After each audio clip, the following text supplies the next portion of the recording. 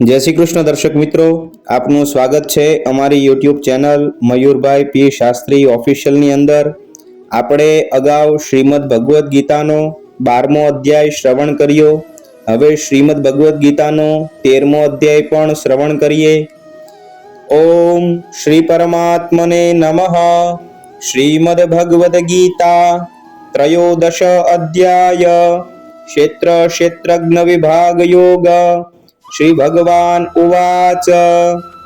શ્રી ભગવાન બોલ્યા, હે કોંતે, આ શરીર ક્ષેત્ર કહેવાય છે અને જેને એ જાણે છે તે ક્ષેત્રજ્ઞ નામથી ઓળખાય છે, એટલે કે જીવાત્મા.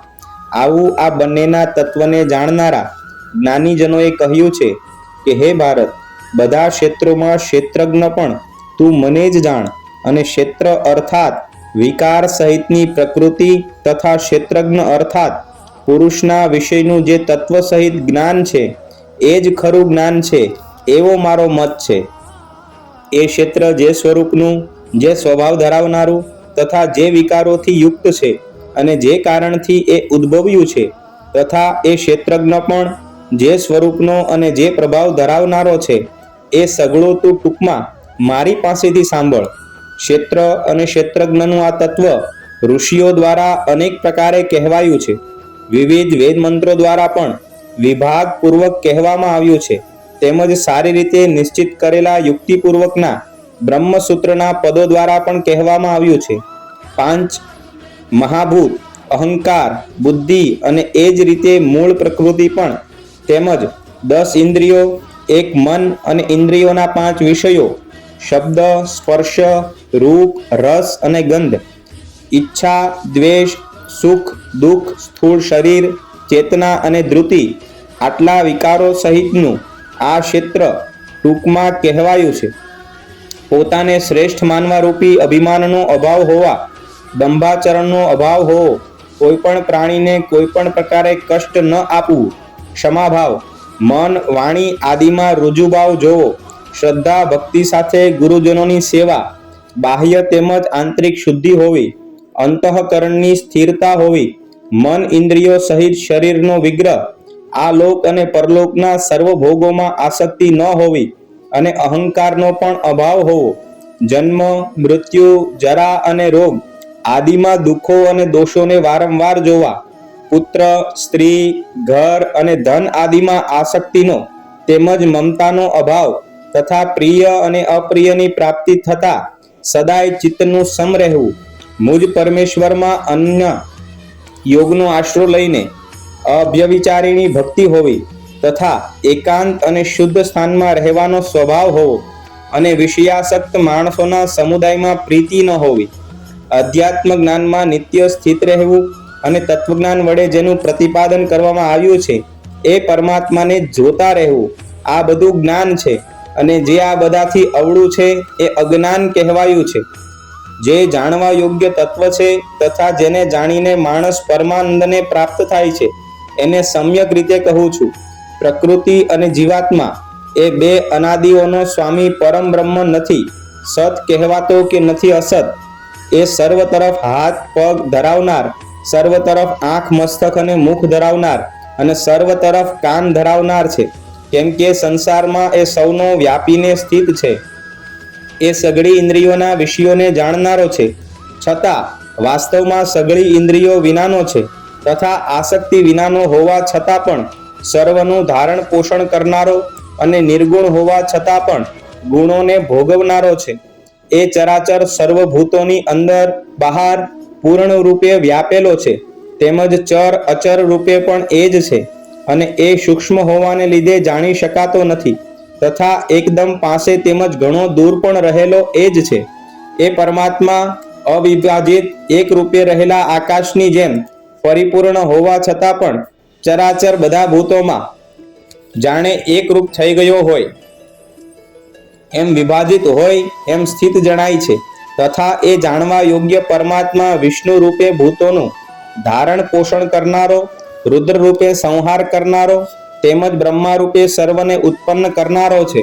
એ પરબ્રહ્મ જ્યોતિઓનો પણ જ્યોતિ તેમજ માયાથી સાવ પર કહેવાય છે.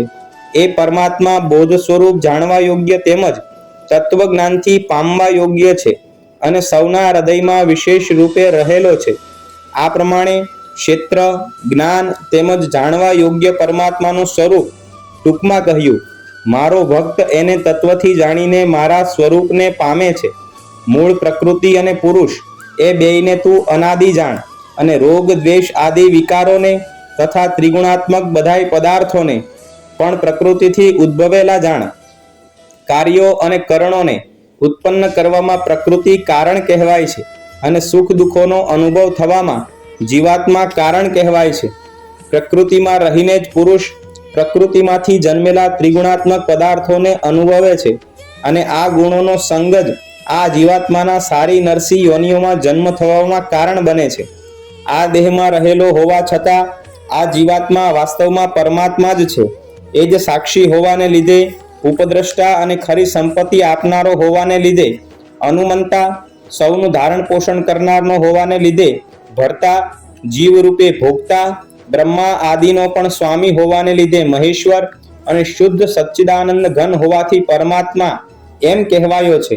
આ રીતે પુરુષને અને ગુણોની સાથે પ્રકૃતિને જે માણસ તત્વથી જાણે છે, એ સર્વ રીતે કર્તવ્ય કર્મો કરતા હોવા છતાં પણ ફરી નથી જન્મ પામતો. એ પરમાત્માને કેટલાક માણસો શુદ્ધ થયેલી સૂક્ષ્મ બુદ્ધિ વડે ધ્યાન દ્વારા હૃદયમાં જુએ છે, તો બીજા કેટલાક જ્ઞાનયોગ દ્વારા અને બીજા વળી કેટલાક કર્મયોગ દ્વારા જુએ છે, એટલે કે પામી જાય છે. પરંતુ આ બધા કરતા અન્ય પ્રકારના અર્થાત મંદ બુદ્ધિના માણસો આ પ્રમાણે ન જાણતા હોવાને લીધે બીજા માણસો પાસેથી એટલે કે તત્વજ્ઞાનીઓ પાસેથી સાંભળીને એ મુજબ ઉપાસના કરે છે, અને એ શ્રવણ પરાયણ પુરુષો પણ મૃત્યુરૂપી સંસાર સાગરને નિસંદેહ તરી જાય છે. હે ભરત શ્રેષ્ઠ, યાવન માત્ર જેટલા પણ સ્થાવર જંગમ પ્રાણીઓ જન્મે છે, એ બધાયને તું ક્ષેત્ર અને ક્ષેત્રજ્ઞના સંયોગથી જ ઉદ્ભવેલા જાણ. જે માણસ નષ્ટ થઈ રહેલા સઘળા ચરાચર ભૂતોમાં પરમેશ્વરને નષ્ટ ન થતા તેમજ સમભાવે રહેલા જુએ છે, એ જ ખરું જુએ છે. કેમ કે સર્વમાં સંભાવે રહેલા પરમેશ્વરને સમ સ્વરૂપે જોતો માણસ પોતાના વડે પોતાની નષ્ટ નથી કરતો, માટે એ પરમ ગતિને પામે છે. અને જે માણસ બધાય કર્મોને સર્વ રીતે પ્રકૃતિ વડે જ થનારા જુએ છે તથા આત્માને અકર્તા જુએ છે, એ જ ખરું જુએ છે. એ ક્ષણે આ માણસ પ્રાણીઓના જાત જાતના સ્વરૂપોને એક પરમાત્મામાં જ રહેલા તથા એ પરમાત્માથી જ સઘળા પ્રાણીઓનો વિસ્તાર જુએ છે. એ જ ક્ષણે એ સચ્ચિદાનંદ ઘન બ્રહ્મને પામી જાય છે. હે કૌંતેય, અનાદિ હોવાને લીધે તથા નિર્ગુણ હોવાને લીધે આ અવિનાશી પરમાત્મા શરીરમાં રહેલો હોવા છતાં પણ ખરી રીતે ન તો કશું કરે છે કે ન તો લેપાય છે. જેમ સર્વ સ્થળે વ્યાપેલું આકાશ સૂક્ષ્મ હોવાને લીધે સ્થાનોના ગુણ દોષોથી લેપાતું નથી, એ જ રીતે દેહમાં સર્વત્ર રહેલો આત્મા નિર્ગુણ હોવાને લીધે દેહના ગુણોથી લેપાતો નથી. હે ભારત, જેવી રીતે એક જ સૂર્ય આ આખાય બ્રહ્માંડને ઉજાડે છે, એ જ રીતે એક જ આત્મા આખાય ક્ષેત્રને ઉજાડે છે. આ પ્રમાણે ક્ષેત્ર અને ક્ષેત્રજ્ઞના ભેદને તથા કાર્ય સહિત પ્રકૃતિથી મુક્ત થવાને જે માણસો જ્ઞાન ચક્ષુ દ્વારા તત્વથી જાણી લે છે, એ મહાત્માજનો પરમ બ્રહ્મ પરમાત્માને પ્રાપ્ત થઈ જાય છે. ઓમ તત્સદિતિ શ્રીમદ ભગવદ્ ગીતા સુપનિષત્સુ બ્રહ્મ વિદ્યા યોગશાસ્ત્રે શ્રી કૃષ્ણ અર્જુન સંવાદે ક્ષેત્ર ક્ષેત્રજ્ઞ વિભાગ યોગ નામ ત્રયોદશો અધ્યાયઃ. શ્રી કૃષ્ણાર્પણમસ્તુ. અમારા આવા વિડીયો શ્રવણ કરવા માટે અમારી યુટ્યુબ ચેનલ મયુરભાઈ પી શાસ્ત્રી ઓફિશિયલને લાઈક કરો, કમેન્ટ કરો, શેર કરો અને સબસ્ક્રાઈબ કરો. જય શ્રી કૃષ્ણ.